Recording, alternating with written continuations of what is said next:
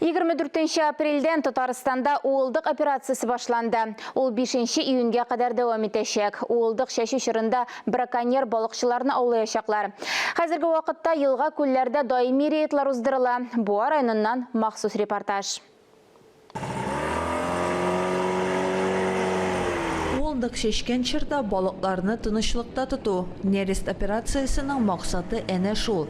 Татарстанда ул быйыл 24 апрельдә башланды. Тыйылган вакыт аралыгында Зия буйлары тыюлыгы биоресурслар буенча дәүләт комитеты балык күзәтчелеге хезмәте хезмәткәрләре районның елга һәм күлләрендә рейдлар үткәрә.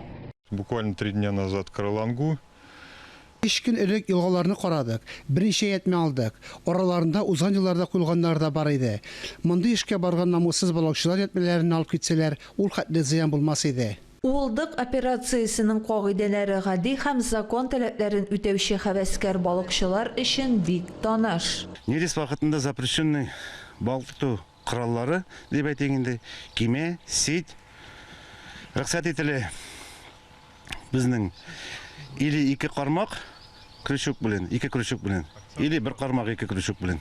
Төрле ятмәләр һәм башка браконьерлык җайланмалары кулланган өчен закон буенча җәза каралган. Таләпләрне бозучы физик затларга 2000-дән алып 4000-гә кадәр штраф салыначак. Нерест операциясе 5 июньгә кадәр дәвам итәчәк.